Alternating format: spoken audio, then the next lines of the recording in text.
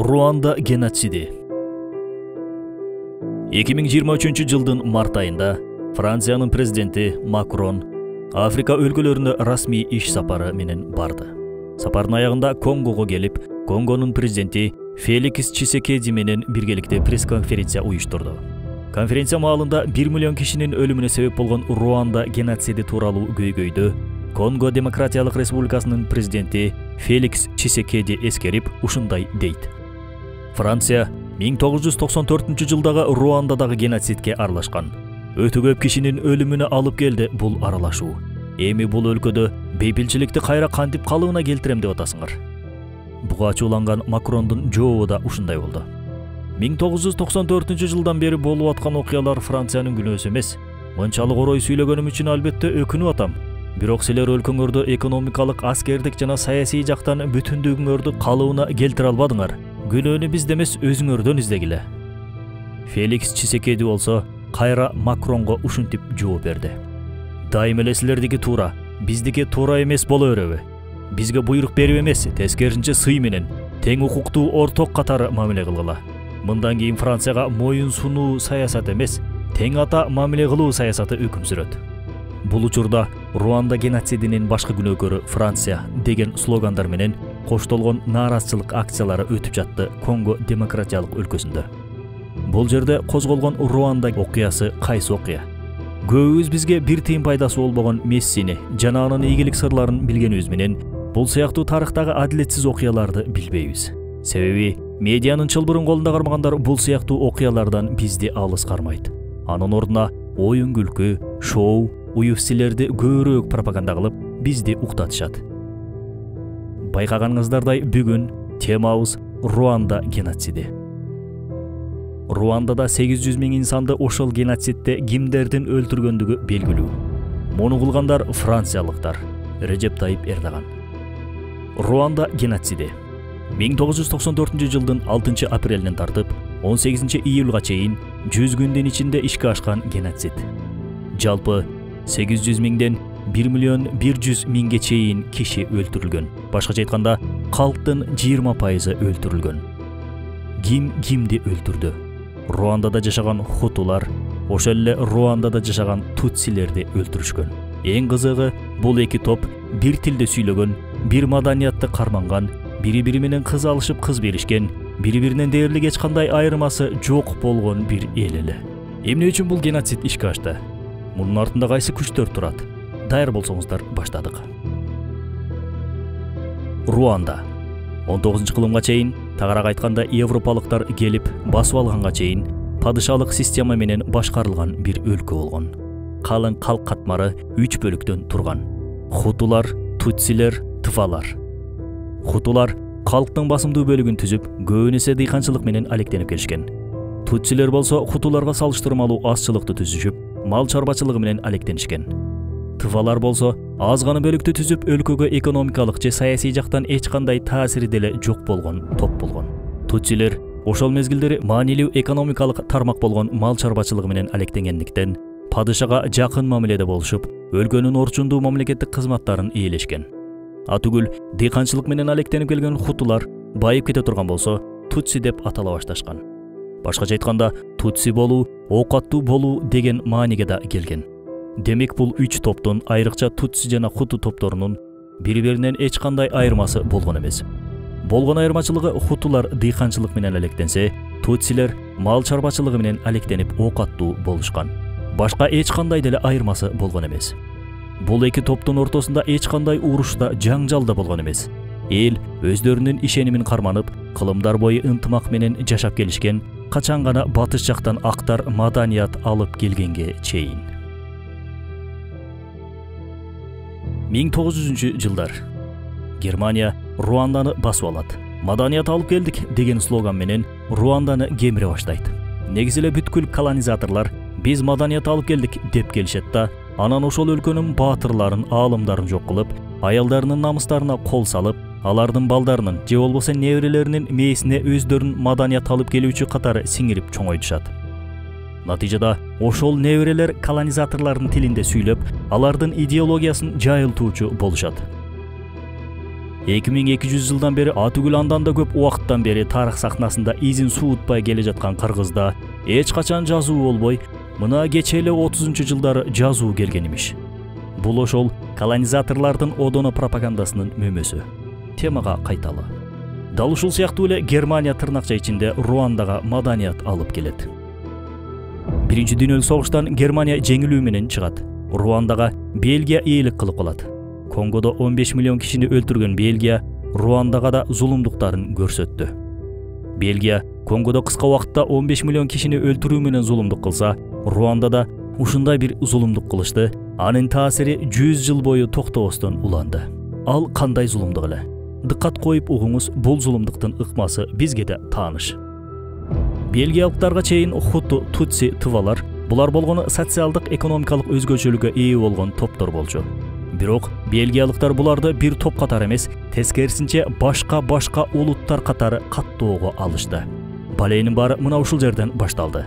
Натыйжада Хуту эли, Тутси эли, Тва эли деп такыр башка кудум эле бири-биринен алыс бир улуттар катары атала баштады. Бул бири-биринен эч айырмасы жок болгон 3 топ.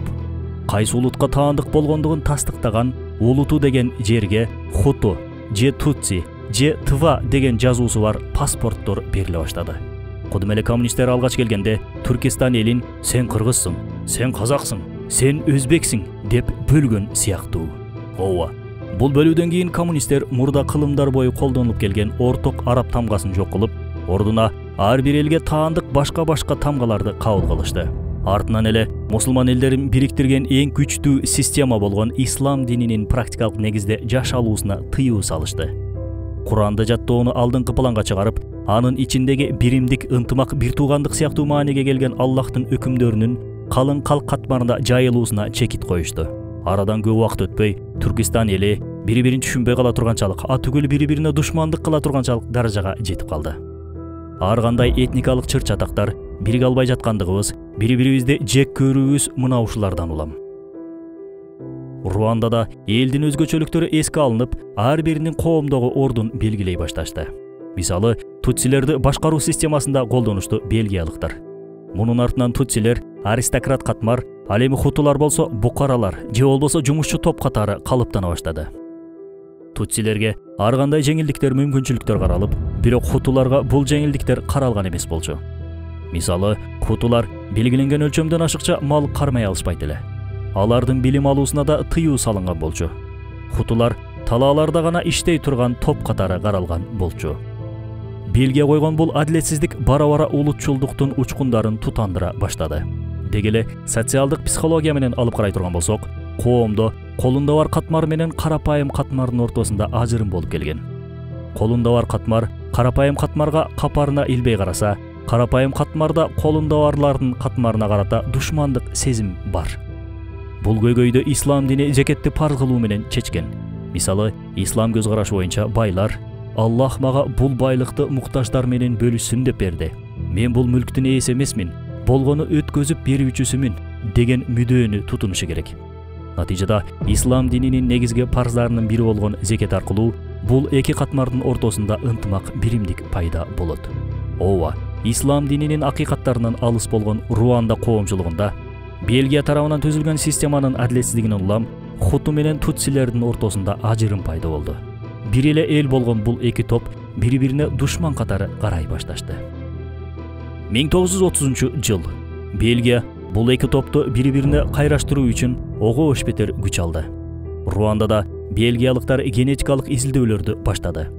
Изилдөөнүн жыйынтыгында ушундай акылга сыйбаган теорияны кабыл алышты. Малярия, башкача айтканда безгек оорусуна хутулар көбүрөөк кабылышат экен. Башкача айтканда хутулардын гени безгек оорусуна туруштук бере албайт экен. Ал эми тутсилердин гени болсо безгек оорусуна каршы күчтүү болуп, бул ооруга чалдыгышпайт экен деген теорияны руандалыктардын мээсине сиңире башташты. Доктор Скотт Гроссе бельгиялыктардын бул апыртма теориясы тууралуу ушундай дейт. Бул теориядагы тутсилер менен хутуларды генин айтып одону экиге бөлүү далилсиз жана ката. Себеби тутсилер болгону бийик тоолуу, абасы таза, чиркей жок жерлерде жашашкан. Ал эми хутулар болсо талааларда, чиркей көп жерлерде жашашкан. Ошондуктан тутсилер безгек оорусуна аз кабылып, ал эми хутулар болсо көбүрөөк кабылган. болгону климаттык өзгөчөлөнгөн аймакта жашагандардын абалын кеңге такап, бирөөсүн бийик, экинчисин төмөн көрсөтүүгө аракет кылуу эң эле уят жана апыртма теория болуп саналчу. Профессор Филипп Рейнтес Руанда Genocide and Beyond аттуу макаласында Бельгия руандалыктарды экиге бөлүп олтуруп, акыры бири-бирине каршы саясий топ түзгөнгө жетишишти десе, антрополог Махмуд Мамдами руандалыктардын Тутси, Хуту болуп бөлүнүүсүндө бельгиялык саясатчылар сыяктуу эле католик чиркөөсүнүн да ролу орду чоң деп белгилейт. Ооба, бир элди бөлүүдө саясий көз караштагы топтордун көп болуусу жана сырттан келген диний ишенимдердин көп болуусу колонизаторлор үчүн эң эле пайдалуу болуп эсептелет. Оңчу, солчу бөлүнүүсү, теңиризм, сектантизм жана булагы батышка барып такалган ар кандай диний топтор, мунун баарысы колонизаторлордун чыгармачылыгы болуп саналат.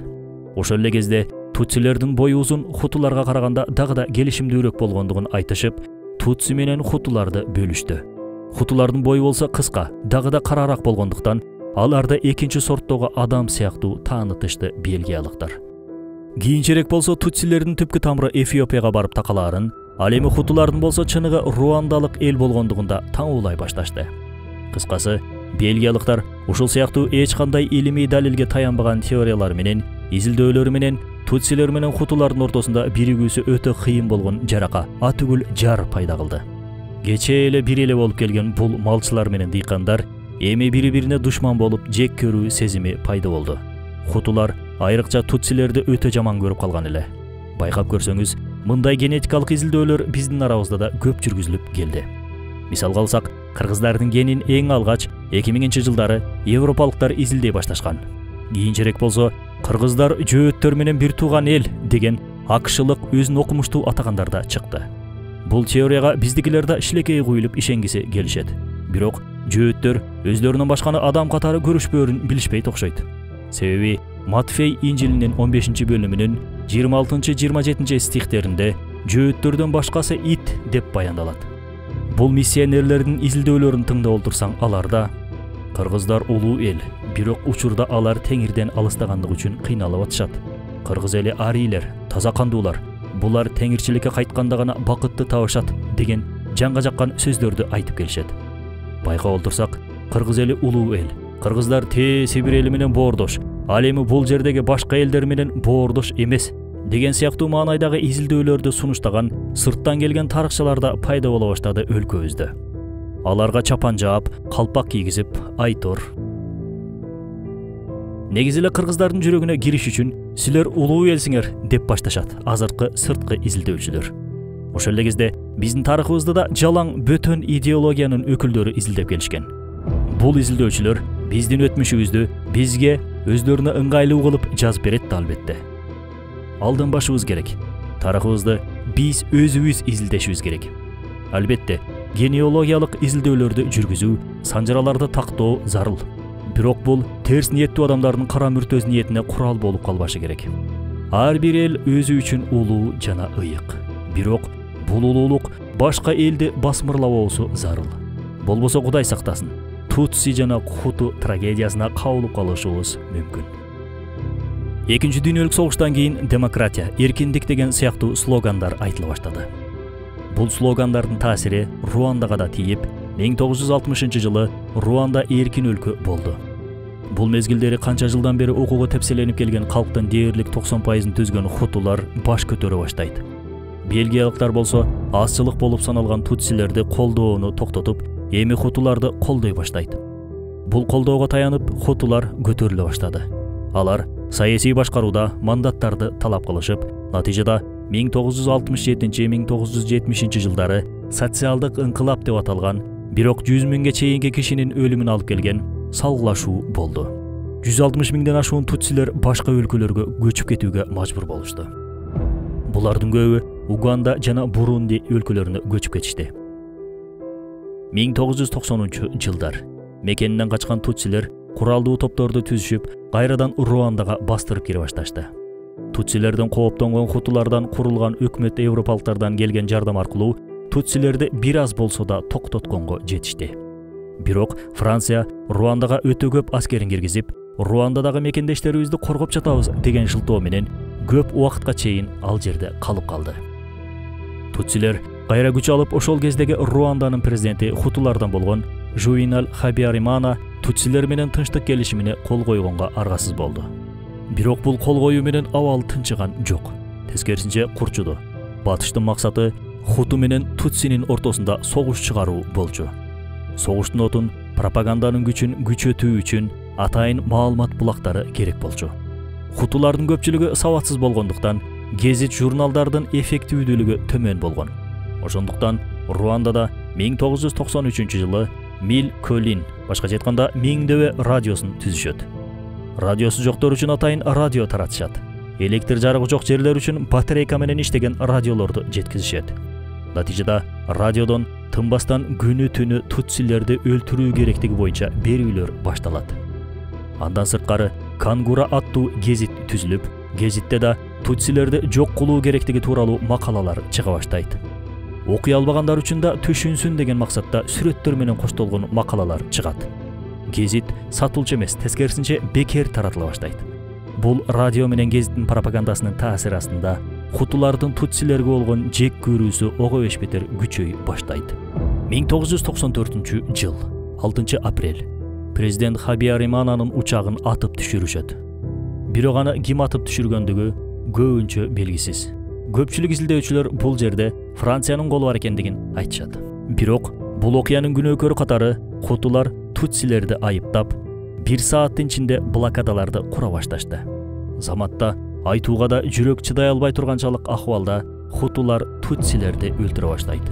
Аялбы, эркекпи, жашпы, карыбы дебей чекеден тутсилерди кыра башташат. 1993-жылы өлкөгө Кытайдан 25 тонна мачетелерди, бычактарды экспорт кылышкан эле. Дал ушул мачетелер менен тутсилерди чапкылап жүрүп өлтүрүшөт.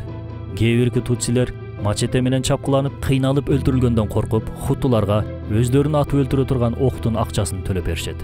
Өлкөдөгү Бельгия армиясы да окуяга эч аралашпай коет. Бириккен Улуттар уюму да окуяга кийлигишпей туруп алат. Кудум эле азыркы күндөгү Газа мусулмандарын жалгыз калтырган сыяктуу. Натыйжада 6 апрелден 18 июлга чейин 100 күндүн ичинде жалпы 1 миллиондон ашуун тутсини өлтүрүшөт. Күнүнө 10 миңден ашуун адам өлтүрүлөт. Бул өлтүрүлгөндөрдүн дээрлик 50% 20 жашка чейинкилер болгон. Бул геноцидде албетте күнөөкөрлөр хутулар. Бирок буларды бул абалга алып келген эң башкы күнөөкөрлөр бельгиялыктар. Андан сырткары дагы бир күнөөкөр бул Франция. Жогоруда Эрдоганда өз сөзүндө күнөөкөр Франция деп айтпадыбы? Франциянын кандай тиешеси бар? Франция Руанда геноцидинин эң башкы күнөөкөрлөрүнүн бири катары айыпталууда. 1994-жылы Руандада ички согуш башталган мезгилде Франция Бирюза операциясын баштап, согушкан эки тарапты элдештирүүнүн ордуна кайра көпчүлүк болгон хутуларга жардам берет. Атүгүл Франция өтө көп хуту аскерлерди согуштук даярдыктан өткөзгөндүгү да маалым болгон. Франциянын ошол кездеги президенти Миттеранд, хуту президенти Хабиаримананы аскердик финансылык жактан өтө көп колдогон. Миттерандтын 1998-жылы Le Figaro гезитине берген интервьюсунда геноцид боюнча ал өлкөлөрдө геноцид болушу анчалык деле чоң иш эмес деп, бул окуяларды капарына да албаарын билдирген. Бирок расмий документтерде Миттерандтын тутсилерди өлтүргөн хутуларды түздөн түз колдогондугу тастыкталса да, Франция күтүлгөндөй муну эч кабыл кылбай келет. Тасмабыздын башындагы Макрон менен Чисекединин тартышуусунун темасы да дал ушул болчу. Бирок Франциянын мурдагы президенти Жак Ширак Le Monde гезитине 2007-жылы берген интервьюсунда ачык эле ушуларды айткан. 4,5 кылым Африкада кан төктүк. Кен байлыктарын ташыдык. Анан африкалыктардан бизге пайда жок дедик. Дин жайымыш болуп, алардын маданиятын жок кылдык. Азыр болсо кылдат мамиле кылыш керек болгондугу үчүн стипендиялар менен акылдарын уурдап жатабыз. Ооба, Франция Алжирде зулумдуктарды кылып, анын сүрөттөрүн болсо почта маркасы катары колдонгон бир өлкө. Геноцидтен кийин да Франция геноцидке түздөн түз катыштыгы бар инсандарды көп жыл бою коргоп келген. Миңдөбө радиосунун таасирин Дэвид Янагизава Дрот аттуу окумуштуу изилдеп чыгып ушуларга токтолот. Хутулар өлтүрүлүшү же жок кылынышы керек болгон тутсилерди өз атынан атабай, тескерисинче алар же болбосо таракандар деп аташкан. Ооба, бул пропаганданын эң маанилүү элементтеринен. бир топту башкаларга жаман көрсөтүү үчүн дайыма бир терс ат менен атоо ыкмасы колдонулуп келет. Бул ыкма менен ал топ жаман көрсөтүлүп, атүгүл массанын аң сезимине аларды өлтүрсө деле боло берет деген сыяктуу ойлор жайгаша баштайт. Азыркы күндөгү араб кулдар деген аттын да эмне үчүн пайда болуп, эмне үчүн жайылып жаткандыгын эми билдиңизби? Радионун жардамы менен хутулардын мээсине тутсилердин айынан биз кыйналып жатабыз, алар биздин укукту чектеп атат деген маалыматты куйган, дейт Дрот өз изилдөөсүндө. Азыркы күндө да араб кулдарынын айынан кыргыз тили, салты, маданияты кыйрап баратат деген пропаганда жүрүп атат. Бул пропаганда бизде эле эмес, Казакта да күч алган. Албетте, бул тууралуу алдыда дагы да чыгарабыз. Эң кызыгы, радио толкундар жакшы кармаган аймактарда өтө көп өлтүрүү катталган. Ал эми радио жакшы тартпаган аймактарда болсо өлтүрүү фактысы өтө аз, түгүл такыр катталган эмес. Радиону ачкан Фелисиен Кабуганы 2020-жылы гана кармашкан. Ал 26 жыл бою Германия, Швеция, Бельгия, Франция сыяктуу өлкөлөрдө качып жашынып жүргөн. Дүйнөдөгү эң күчтүү коопсуздук кызматына ээ болгон бул өлкөлөр өз өлкөсүндө жашынып жүргөн бул заалымды кантип байкабай калды кызык. Албетте, бул киши менен ататалган өлкөлөрдө ортоктош болушкандыгы талашсыз. Миңдөбө радиосу тууралуу дагы чыгарабыз. А биз болсо тасмабызды аяктап атып, ушуларды унутпашыбыз керек.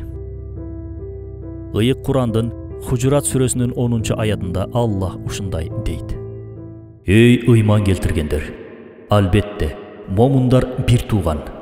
Ошон үчүн бир тууганыңар менен мамилени бекемдегиле жана Аллахтан корккула. Ошондо гана Аллахтын ырайымына ээ болосуңар. Ооба досум, биздин эң бекем маанилүү күчүбүз бул бир туугандык. Бул күч менен учурдагы бүткүл тоскоолдуктарды жеңип өтө алабыз. Бул күчүбүздү алсыратуу үчүн соңку 100-150 жыл ичинде түрдүү оюндарды уюштурушту. Ар бирибизди улуу эл катары таанытышты. Ар бирибизге талаштуу ар-сар болгон чек араларды тартуулашты. Алардын ичинде көйгөйлүү анклавдарды мурас катары беришти. Тил жактан, маданият жактан, раса жактан бөлүштү. Түштүк Кыргызстан колдонгон сөздөрдү бул кыргызча сөздөр эмес, бул диалектикалык сөздөр деп расмий тилден чыгаруу менен түштүк түндүк бөлүнүү көйгөйүн жаратышты. Шакабай иретинде ар кандай роликтерди, тасмаларды тартуу аркылуу ого бешбетер ажырым пайда кылууга аракеттер көрүлдү. Бирок динибиздин, салтыбыздын берген биримдик деми менен биз ичибизден да, сыртыбыздан да эч качан бөлүнбөйбүз. Бир болобуз. Биримдик аркылуу өлкөбүзгө эң чоң кызмат кылабыз. Франциянын Африкада кылган зулумдуктары ого эле көп. Алжирдеги мусулмандарга кылган зулумдугу, Чаддагы мусулмандарга кылган зулумдуктары тууралуу кийинки чыгарылыштарда кеп кылабыз иншалла. Бир күнү Александр Македонский устаты Аристотельден мынтип сурайт: Мен басып алган жерлердеги элдерди кантип өз диктатурамдын астында кармап, башкарып тура алам? Аристотель ушинтип жооп берет: Элдердин арасында чыр-чатак, душмандык сыяктуу урукту чачышың керек. Алар бири-бири менен согушкан кезде калыс катары, көйгөйдү чечүүчү инсан катары кайра эле өзүң болосуң. Бирок аларды элдештире турган бүткүл жолдорду жабасың. Жараткан мекенибизди тынч, биримдигибизди бекем кылсын.